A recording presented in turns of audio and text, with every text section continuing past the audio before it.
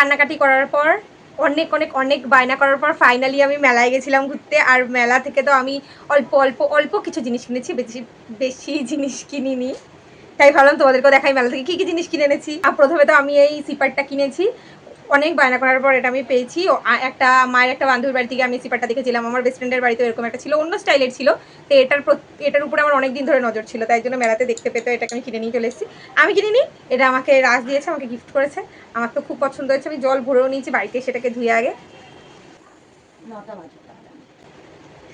এত কিছু কিনেছি, এত কিছু না এত কিছু কিনিনি, অল্প জিনিস কিনেছি, তার মধ্যে এটা তো আমার ফেভারিট হয়ে গেছে। গেছিলাম ভাইয়ের বার্থডের জন্য ফেরার পথে মিয়ামোড় থেকে কেক কিনতে, আর মিয়ামোড় থেকে তো দেখো কি পেয়েছি, বাংলা ক্যালেন্ডার।